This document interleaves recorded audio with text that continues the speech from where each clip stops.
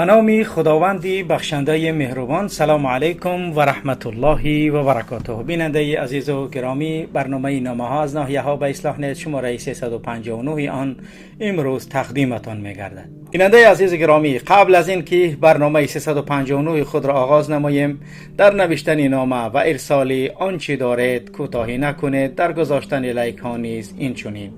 فعلا برنامه 359 را که من ثبت می نمایم، البته تقریبا یعنی امروز 23 می هست و برنامه 360 و 361 نیز آماده مطلبش آماده است و انشاءالله که فعلا آن را نیز تقدیم می نمایم در پایگاه اصلاح. بله، برای اینکه برادرانی یعنی منتج نیک یا اینکه کارگران تکنیکی ما برای یک برنامه 3-4 روز وقت لازم است تا اینکه او را منتج و بسته‌بندی کنند. به این خاطر هر چی نامه دارید ارسال نمایید تا اینکه ما توانیم برنامه‌های بعدی را نیز تطبیق و تقدیم و آماده نماییم.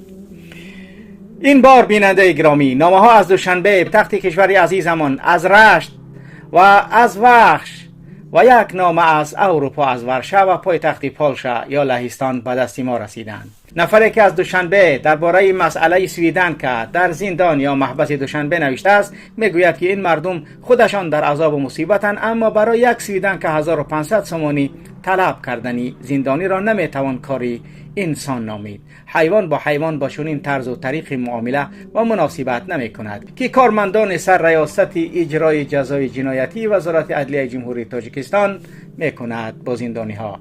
نامه آمده از رشت هم‌آوازی مؤلف به یک مطلب اصلاح است. مؤلف با سپاس و تشکر زیاد از نشر آن نامه اظهار داشته است که درباره این کارمندی بلند مقام وزارت کارهای داخلی که برای حفظ کرسیش خواهرش را به وزیر داخلی هدیه کرده است خواهد نوشت و البته سید احمد محمدجانوف که موضوع را در وقتی که رسید نامه ارسال کردهش خواهد دید.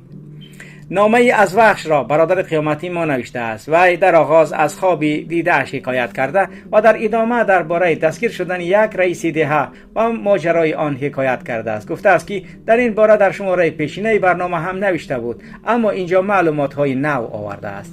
از ورشو درباره مشکلات فزاینده مهاجرت و روز تا روز خوار و ذلیل گردیدن جوانهای ملت شکایت شده است. مؤلف با برشمردن زیان و ضرر روند مهاجرت و رحمانوف رو آورده گفته است که در این بیش از 30 سال کاریت کار برای کاهش این روند نکردی. برعکس این مهاجرت بیش از پیش افزوده ایستاده است، برای آنکه نتوانستی و نمیتوانی هر چیز زودتر استفاده. نامه اول این برنامه از دوشنبه پایتخت کشور. سلام علیکم برادر محمد اقبال صدرالدین. نامه را از دوشنبه می نویسم. یک برادر با گناه دزدی زندان شد. 10 سال در شبکه برق تاجیک کار کرده بود. یک همسینفش از زندان روسیه جواب می شود و می آید به وطن. این همسینفش دزدی می کند و این برادر به ویسه و چسنی می رود. خلاصه گپ که حالا در زندان است. حادثه پارینه صورت گرفته بود و 10 مارس اوژه در EVS بود. وقتی در دوشنبه قرار داشتم دشکش میکردم. طبق قانون 3 ماه پس یا 2 هفته پس برای سویدن که اجازت است. البته سوم میدادیم بعد وقتش و وی اجازت سویدن که گرفته میداد. 6-7 کس میدر آمدیم میدیدیم و میبر آمدیم. چند روز پیش با مادرش گپ زدم و از احوالش پرسیدم. گفتند که حاضر برای یک کامنته 2 ساعته یا 1.5 ساعته برای سویدن که 1,500 سومانی باید بدهند. یعنی از پس شیشه نو علاهیده برای چنین سویدن که کامنته را سنیمت میکنی در داخل زندان که حالا نرخش را 1,500 سومانی کردند. من میخواستم بفهمم که همین نرخ قانونی هست یا اینکه خودشان مقرر کردند. خانگی های آن برادر در دوشنبه و مادرش در قبادیان. از قبادیان می آید زندان برای ملاقات پسرش. تورمه یا زندان خودش در دوشنبه و این چنین همین زندان دوشنبه سیتی داشته است. با همان همیان این بانک این پول را میگذراندند. یا اینکه اگر به آن برادر سوم لازم شود و خانگی ها خیش و تبارش میگفته است که به همین همیان کشیلاک سوم پرتا که برای مثال من با تلفن گپ زنم. راستی گپ نمیدانم همه این کارها لیگال یا قانونی اند یا نه. ولی از منصور عمرov سردار زندان های تاجیکستان پرسیدنیم که این نرخ 1,500 سومانی برای یک سویدن را از کجا یافتی؟ جناب گنرال، انصاف و ایمان داری؟ نخواد برای 2 ساعتی صحبت 1,500 سومانی بگیری از هر نزدیکان زندانی؟ واقعا این دهشت است. خب امیدوارم منصور عمرov با این قضیه دیدگی و رسیدگی خواهد کرد. نامه دیگری ما از رشت است. سلام علیکم استاد محمد اقبال، خدا کند که همه وقت صحت و سلامت باشید. درباره سید احمد محمدجانوف در برنامه نامه مرا علاهیده نشر کنید. شماره 24 هر چیز گفتید ولی مطمئنم حالا از 100% 1% را گفتید. این بدبختی به ایمان را با حضور تحقیق و کافتکاب کنید. خیلی جنایت های وحشیانه زیاد صادر کردگی است. این در وقتش همراه با شریفی کلبر بودند. وی هم از نودی غرم بود. در کوه کشته بودند. دخترهای خانه را می رفتند می آوردند، تجاوز می کردند، همراه با شریفی کلبر و کله هایشان را می بریدند. اینها باور کنید یک جنایتکار قاتل و دهشت افکن بی‌ناموسی به ایمانند. این در همان وقتش هم از طرف حکومت بود، همراه با شاه کماندیر. اینها مریانیتکا بودند. همینها علی بیدکی را خداوند رحمتش کند فند کرده کشتند. چندین جوان مردها را بیگناه زندان کردند. برنامه‌تان باور کنید بهترین بود. دلم تر شد از آشکار شدن این چهره دهشت افکن. و حالا یک معلوماتی موثق از غرب که یک کارمندی مقامات است و گفته این برادر یک سرباز از قسم حربی کمرو برآمده است، باید خونهشون میرفته است. در همین غرم این طرفتر سر پل میگویند دانشگاه، در پیش دانشگاه دیسکوتک است. در گلاونی دروگه دیسکوتک صبح رشت نام دارد. این قسم حربی در همین جا است. خلاص این سرباز می آید، جواب میگیرد، از دیسکوتک پیون میبراید. بچه سید احمد محمدجانوف با ماشین با سرعتی بلند آمده ایستاده بود است. میزند سربازه و سرباز در جای صدمه یعنی یک مرگ می شود، میمرد، جا با جا هلاک میگردد. اما همه را آرام کردند. سرباز را خوب و خاموش روی میکنند به خانهشان جسده. اما بچه سید احمد محمدجانوف در آزادی باز هم گزوت کرده گشته است. استاد اگر یک کم تحقیق نمایی درباره این سید احمد محمدجانوف، خیلی گپ ها میبراید. این جنایت صادر کردگی او تقریبا یعنی 6-7 ماه قبل بود، نه اونقدر زیاد. مردان کلان سال غرم خوب میدانند، باید بنویسند. خدا کند شاهدان حادثه معلومات های جنایتی این دهشت افکن را می نویسند و با خود به گور نمی برند. بله امیدواریم بینندگان عزیزی ما از غرم و آنانی که واقعا این حادثه را دیدند، یک جوان یعنی که کشته شده است، چرا وقتی می بینید چنین جنایت را نمی نویسید؟ حتما نویسید تا اینکه مقامات آنانی که پول گرفتن اونها را کشف کنند. برای چی سرباز کشتن؟ هر سربازی که میبرد مردم زنی رستم است، زنی رحمان فقرات میکنند، در حالی که این بچه سید احمد کشته بود دستش. در ملیسش در وزارت کارهای داخله در کرسی تحقیقات شده، ولی بچه شدن میکشه. انا همین خیلی نویسید تا اینکه این دزدان در مقامات کار نکنند. هر چقدر که دزدان و کلبران از وظیفه آزاد کرده شدند و شوند، برای ما و شما بهتر و خوبتر است. امیدواریم که چنانه که این برادر نوشته است شاهدان حادثه می نویسند و اون چیزی که در درونشون دارن به گور نمیبرنشان. بله. نامه دیگر از باختر. السلام علیکم و رحمت الله و برکاته. برادر قیامتی، من محمد اقبال صدرالدین، این بار هم باز من همان برادر قیامتی شما هستم از باختر. سلام با مادر عزیز و مهربانم. مادر جان، به نام خدای پاکم که در دلم یک آرزو دارم، چنانه که هر بار از غریبی می آمدم دستان مادرم را بوسیده بر رویم می مالیدم، همین آرزو را دارم از خداوند تعالی که دستان شما را هم ببوسم، با جانم را بگیرد. دیگر هیچ آرزو ندارم. مادر جان سلامت باشید برادر گرامی. ان شاء الله که اگر زندگی است و اگر الله موفق من کند، حتما ما و شما پیروز خواهیم گشت و با وطنمان بر خواهیم گشت. دعاگو باش در حق فرزندی بیمار است. الله شفاتون بدهد. اسال الله العظیم رب العرش العظیم ای یشفیک و یعافیک. الله شفای کاملتون بدهد. برادر عزیز، میروم سری مسئله. روز 13 می نماز خفتن را خواندم. والله این دروغ نیست. در حقیقت از صدق دل دعا کردم. از خداوند طلب کردم که این برادر ما را پیروز گردان و خواب کردم. خواب دیدم که در خانه در سر دسترخوان با مادرم، پدرم و برادرانم که شما از در آمده. در این حالت یک جای شیشته همراه چای می‌خوردیم. مادرم شما رو پرسید که خیل پیروز شدی که اومدی؟ شما گفتید که این شیطانی لعین را زندان کردم و بعد اومدم به نزد شما. خدایا این خوابی من تحقق پیدا کند و این ظالم زندان شود. آمین. خلاصه یک برادر، من تاکسی کار میکردم و رازکس کردن از وحش تا بازار حاجی شریف در قرغان تپه.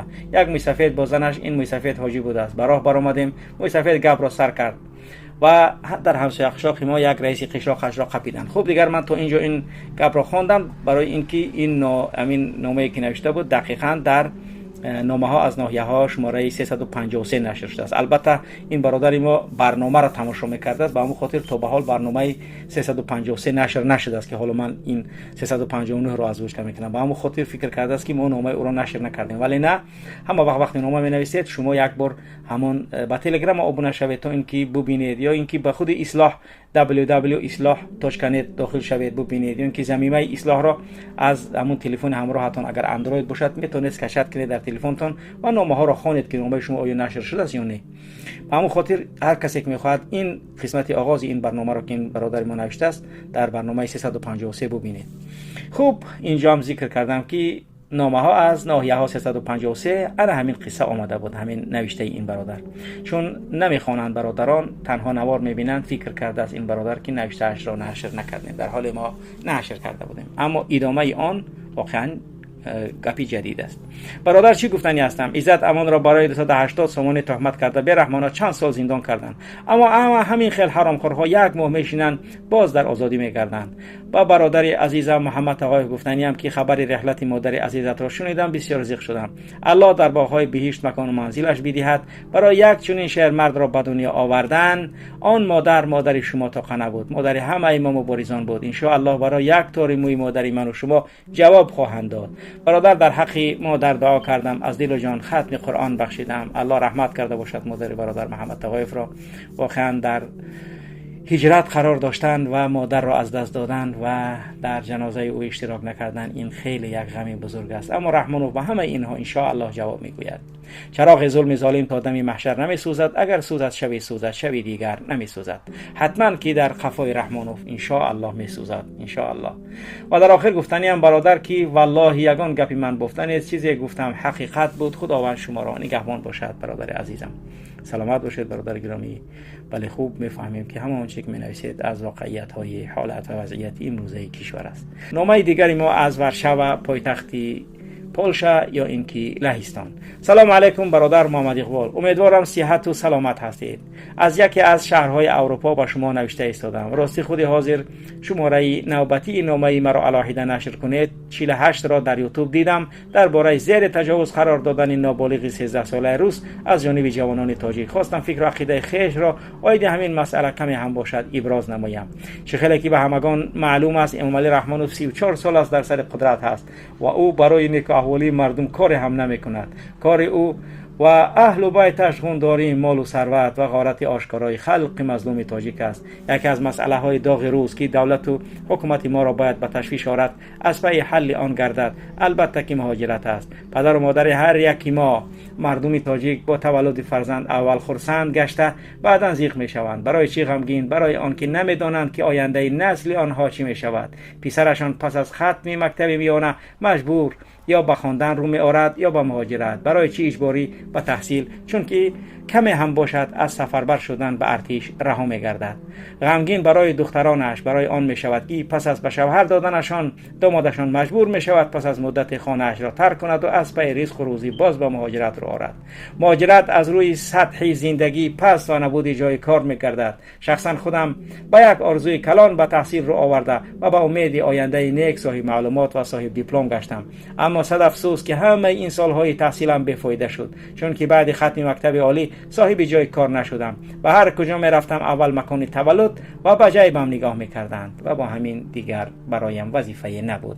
یکی از خیانت‌های بزرگی که امام رحمانوف به خلق تاجیک کرد این تامین نکردن زندگی ارزنده به هر یک شهروند کشور است. حالا آنکه موافق کانستیتوسیا یا سرقانون جمهوری تاجیکستان مسئله زندگی ارزنده در ماده 1 و باب 2 مخصوصا ماده 31 انعکاس یافته است. ماده 1 تاجیکستان دولت اجتماعی بوده برای هر یک انسان شرایط زندگی ارزنده و انکشاف آزادانه را فراهم می‌آورد. ماده 31 هر یک شخص حقوق دارد که برای خود و عائله‌اش سطح زندگی ارزنده و انکشاف آزادانه را داشته باشد. این ماده ها اساس حقوقی کفالت زندگی شایسته و شرایط اجتماعی را در کشور تشکیل می‌دهند. در اصل مهاجرت قانونی خلق تاجیک را نمیتوان مهاجرت نامید، چون که هنگامی در مهاجرت بودن حقوق و آزادی های شهروندان تاجیک در بیرون از کشور قسما یا اینکه عموما رعایت کرده نمی شود.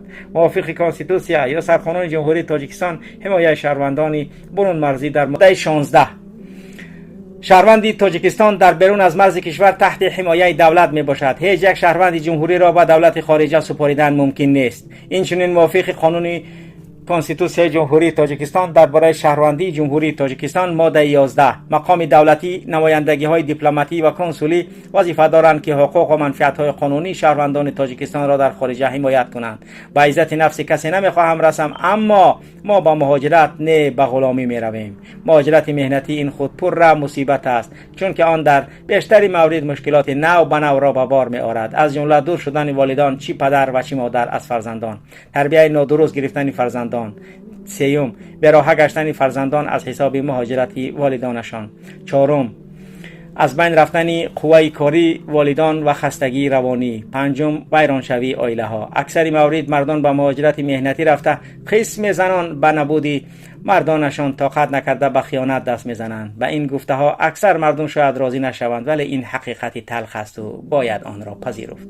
اینها تنها از شمار کمی از زیان های مهاجرت به حساب می روند. در اکثر موارد پدر و مادران نه همه با پسران خود تاکید میکنند که تا مبلغ کلان کار نکنی برنگرد. البته اینها را فهمیدن ممکن، لیکن در این مورد جوانان خصوصا مردان از حساب دیر عائله‌دار شدن در مهاجرت دست به عملهای نامطلوب علل خصوص با زناکاری میزنند. میدانم این سخنان من سخت است، ولی حقیقت تلخ امروزه همین است. برمیگردیم به ماده 1. در این شرایطی که تو کلاورم امامعلی رحمانوف با حکومت خودکامه خیش فراهم آورده ای، چگونه ما انکشاف آزادانه کرده میتوانیم؟ مثال عادی، هنگام یک تجارت خود کشادن از چند طرف آمده صاحبکار بیچاره را نفس تنگ میکنند و گلوگیرش میکنند. تو و عائله کثیفت جوانان این ملت بزرگ را همچون گاوی جوشا کرده ای. تا آن دمی که قوه در جسم و جانمان هست وادار میسازی که به غلامی رفته و مثل خر کار کنیم، حتی از حساب انتقال مبلغ‌های با عرق جبینمان تو فایز خیش را میگیری. یعنی همه بانک های تاجیکستان از عائله رحمانوف است و همه مبلغی که مهاجر میفرستد از آنها فایز عائله رحمانوف میلیون ها و میلیارد ها رفته ایستاده است. باور کنید برادر محمد اقبال، از دوری پدر و مادر از همین مهاجرت خسته شدم. میخواهم به وطن برگردم و مثل انسان زندگانی کنم. حاجت من به این به ایمانی به انصافی کلدم. امامعلی رحمانوف برو از سر قدرت. 99% مردم از تو و از حرامزاده هایت یعنی فرزندانت خسته شدیم. تا بکی ما برای شماها کار میکنیم؟ تا بکی ما در غلامی عمر بسر بریم؟ هم روحاً و هم جسماً خسته شدیم. بنابراین به دیکتاتورای خیش خاتمه بخش رحمانوف. بله، خب این برادر گرامی ما در مورد اینکه این نامه را نوشته بود و خواهش کرده بود که در برنامه الهیده نشر شود. اما خب این گپای هستن برادر گرامی که ما همیشه اینها را به رحمانوف میگوییم و خوب دیگر ناگزیر بودیم که این را در برنامه 359 جای دهیم. امیدواریم اگر یعنی هر چیزی که میگوید یعنی بار اول باشد حتما آن را ما در برنامه نامه الهیده نشر میکنیم، ولی گپ های آبشسته ای که هر روز هم ما این را رحمانوف را میگوییم، به این خاطر ما این را در برنامه نامه ها از ناحیه ها شماره 359 جای دادیم. بیننده عزیز گرامی، شما هم اگر معلومات داره، چیزی میدونید، جنایت از جنایت های رژیم یا مقامات رحمانوف را میدانید، حتما به اصلاح نویسید. اصلاح در خدمت شما تا آن روزی که حق به حقدار رسد و این ملت دولت و وطن خود را از چنگال این عائله کثیف و خوناشام آزاد نماید. با امید پیروزی با شما بود محمد اقبال صدرالدین. سلام علیکم و رحمت الله و برکاته.